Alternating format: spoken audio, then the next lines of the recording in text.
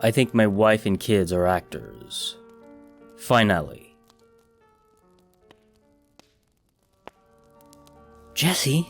The woman asked, her face strangely familiar, but definitely not my Mary, or Lisa, or whatever her name was. I stared at her confusedly. Why did I instinctively call her Mary then? It was like part of me knew her, and a part of me didn't recognize her at all.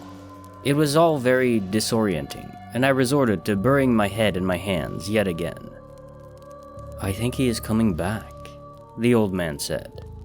He is starting to remember. My mind filled up with images, each one uncannily intimate to me, but none of which I could immediately remember. Some were horrible, filled with screams, blood, and death, while others were boring and mundane.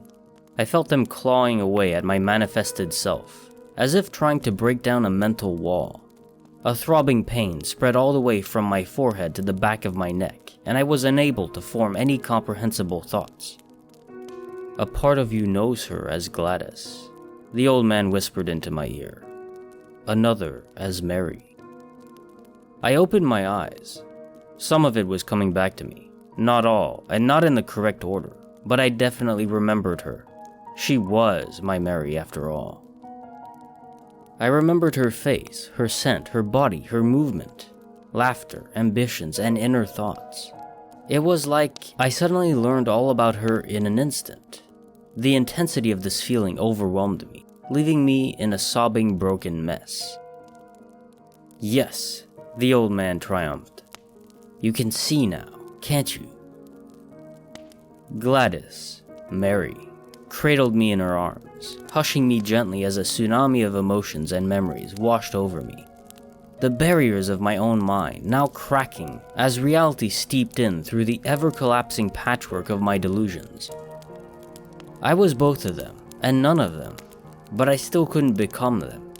I feared I was too far gone, now trapped between the two, never to become whole again. Lisa, I whispered hoarsely. That's her name, isn't it? The old man bent down to face the trembling, nervous wreck I currently inhabited. Yes, he said. That is the name of your fake wife. And Aaron, Priscilla, I continued. All fake. The old man quickly responded. Actors, counterfeits, forgeries, shams, a facade.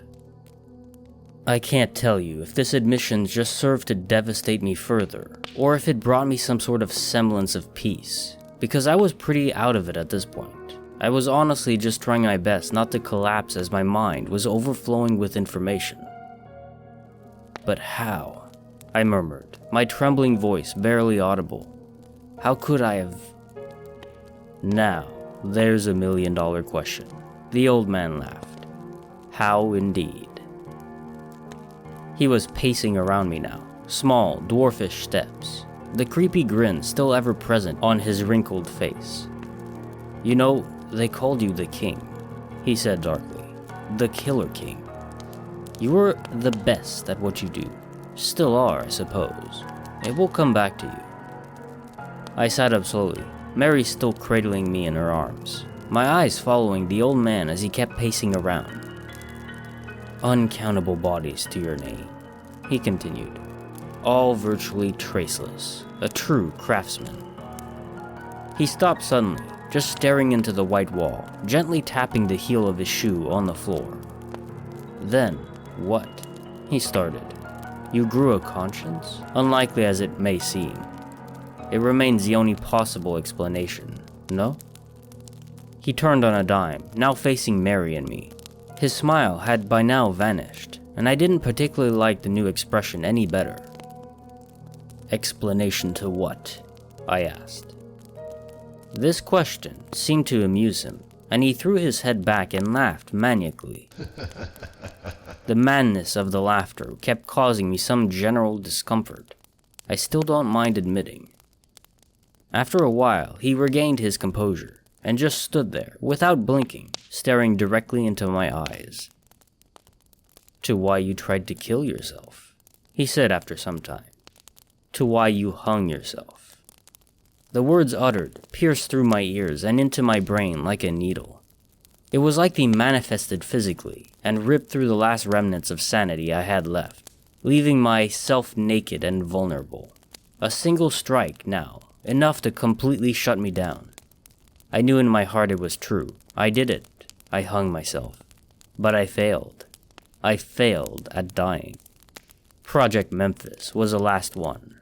The man continued mercilessly, by now knowing I was brought to my knees, that he had me in the palm of his hand. The culmination of decades of meticulous planning, scheming, killing. His voice trailed off as he sat down on the chair again. All we needed was that last puzzle piece. He sighed deeply. But you hit it, didn't you? He wiped some sweat from his forehead, his breathing now noticeably strained. He didn't want to appear flustered, but I could clearly see that he was. I could tell by the rapid movement of his jugular that his heart was racing. How did I know this? How could I see this? Then you retreated into this ridiculous persona, he scoffed. The family man, the homeowner, the husband, the father, the suburban nobody. What a complete waste, no? Our actors, imposters, suffered a sudden change of heart when they had to take care of some deranged lunatic 24/7, and who could blame them? We paid them through the roof to stay, but you just wouldn't come back, so we had to, how to put it, accelerate matters, and here we are. I could see 5 different ways I could kill him within seconds, many more to make him suffer.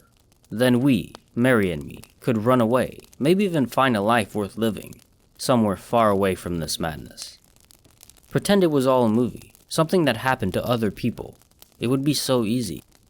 But I didn't anticipate the loyalty my newfound old love had for the company. I suddenly felt the cold steel resting on my neck, and saw my own reflection in the razor-sharp blade. "Mary?"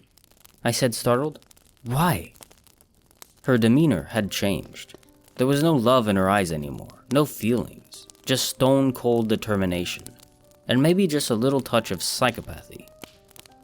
"Just tell him, Jesse," she said, her voice now as cold as her eyes. "Tell him, and let's get back to the way things were." The old man laughed again. It seemed to be one of his many unwholesome character traits, laughing in awkward moments. I raised my hands above my head, indicating that I was no threat. "You two always made a great couple," he grinned. "Never a witness left alive." He stood up again, his heart rate now slowly stabilizing.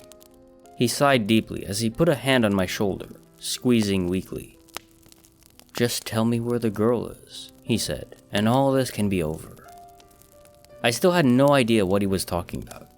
I didn't really have any tangible memories of Jesse, just fragments, bits and pieces, fleeting notions of a past life, a person trapped somewhere deep in my psyche. Even if I wanted to, I couldn't deliver whatever it was they wanted. "What does she mean to you?" I asked. "Why is she so important?" The old man stared at me, his eyes widening, like the very question was somehow sacrilege. "She is everything," he whispered inauspiciously. "Grace is the key to everything." "How exactly?" I demanded, my eyes now scanning for every little detail I could use to escape. "How is she the key to everything?" "No one understands," he said, his voice now trembling. "No one ever will." His eyes kept wandering to the ceiling, and his heart rate was rising again. It was apparent that whoever this Grace was, the very idea of her was enough to unsettle the old man. "What's your name?" I asked bluntly, eyes locked on the ominous halfling. "What?" He responded bewildered, his gaze now reverting back to face me. "I just want to know the name of the person I'm about to kill," I said. Oh, if I had any artistic talent whatsoever, I would still spend a lifetime trying to capture the look on his face. It was a thing of pure beauty, that creepy grin instantly altering into an expression of blood-curdling fear. My right elbow connected with Mary's chin with some force. Her once pretty face now in need of several stitches and a decent dentist.